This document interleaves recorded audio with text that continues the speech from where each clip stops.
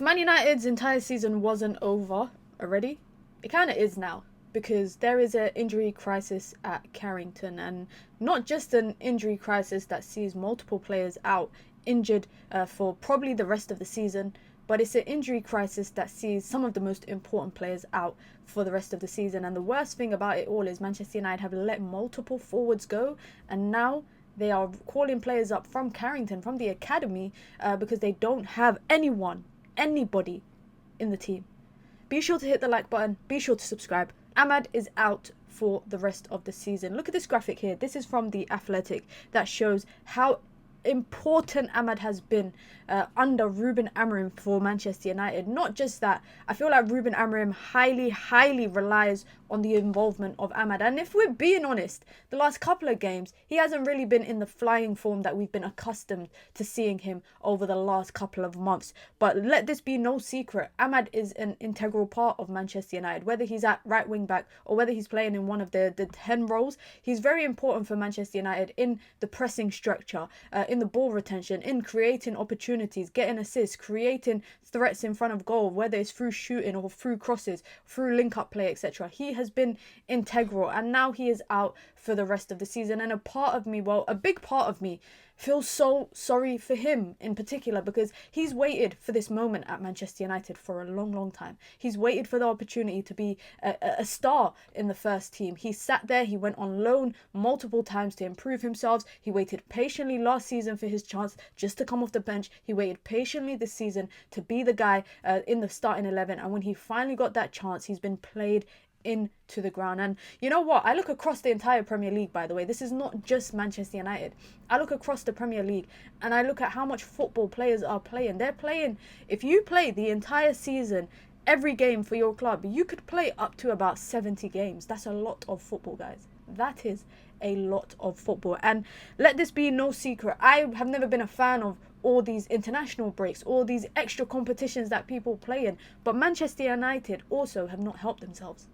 The reason why I'm saying that is that they let Jadon Sancho go, and we could talk about Jadon Sancho and what he's doing this season, but that is another body in the front line. They let Anthony go, they let Marcus Rashford go, and the worst thing about letting 3 of them go is that Manchester United did not bring in anybody else. They felt like they had sufficient players in the front line. The last game that I watched of Manchester United against Leicester in the FA Cup, I saw every outfield attacking player that Manchester United have on the pitch at the same time, which meant there was no other attacking options on the bench. Joshua Zirkzee, Højlund, Garnacho and Ahmad all on the pitch. Now, I'm very intrigued to see what's going to happen now that Ahmad is out. By the way, guys, he's out for the entire season and he's not expected to come back for the next couple of months. At least three months out with an ankle ligament injury, which is a very serious injury given the fact that he has had some injury issues over the last couple of seasons, especially last summer for Manchester United, last pre-season, where he got injured and he was out for about 6 months.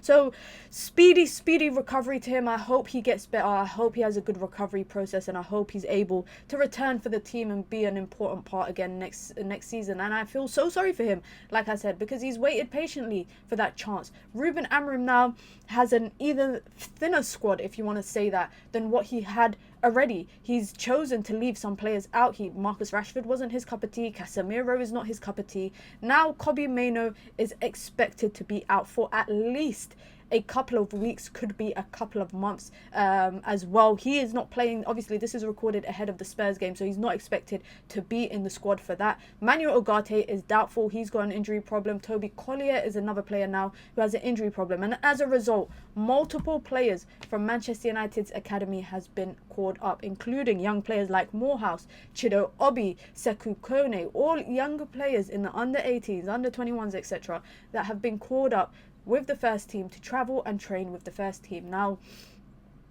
as the season has progressively gotten worse under Ruben Amorim, I've seen a lot of people saying, just play the youngsters. And now it's come to a situation where it's probably going to be the youngsters that have to play. Now, I always say I wish it's always under more fortunate circumstances. I would like young players from the academy, especially the ones that we have a high ceiling for, high expectations for. We hope that for them to be an integral part of the first team. I always hope that they come into better circumstances. But equally with saying that, I mean, it cannot possibly get any worse. So anything that an academy kid comes and does for the first team is just going to make make everything slightly more bearable. But I'm being 100% honest with you guys. I said this about a month and a half ago. Manchester United's season, Premier League season, was done. There's no such thing as top four. There's no such thing as a European spot. Europa League, that's a different conversation. If United go on and win it, they go on and win it. If they don't, they don't. Same with the FA Cup. I think they might get some favourable draws in the FA Cup on the path to the final. But this is an injury crisis at Carrington. There is a injury problem at Manchester United.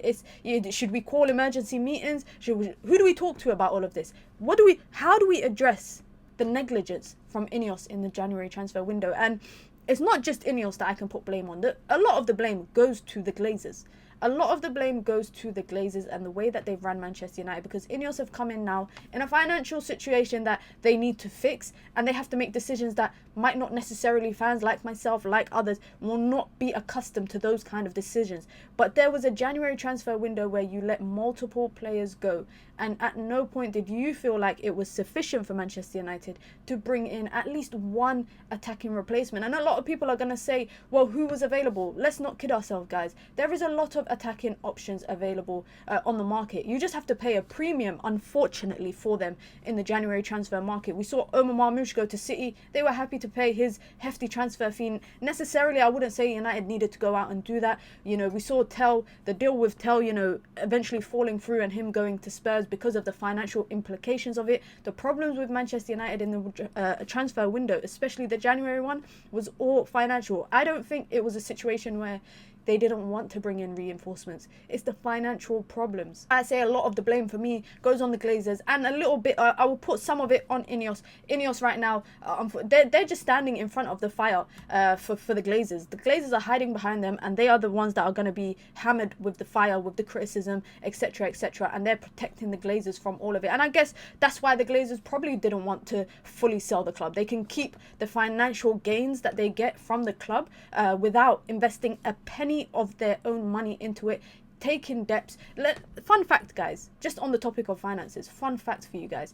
Manchester United, when Glazers were selling that slight 20-something% share of Manchester United to Jim Ratcliffe and INEOS, all of the fees, all of the lawyer fees, all of the advisory fees that was taken on by the Glazers, or that they had, they put it all on Manchester United, i.e. Manchester United's financial accounts reflect 40 million of advisory and legal fees for selling 20-something% of the club. The Glazers themselves, who are millionaires, they are a family of millionaires. I guess that's how you stay a millionaire. You don't spend your millions. Enough about the jokes, guys. Enough about the jokes. Injury crisis. I don't even know if we can call it that. There's a lot of other clubs that are having injury problems right now. But the reason why I think it's so important for Manchester United, the reason why I think it's a big problem for Manchester United is because Manchester United were playing poorly already with a full squad. And now as the squad gets thinner and thinner and thinner, Ruben Amorim is going to have to figure it out regardless of what the situation is. You need to get the points on the board.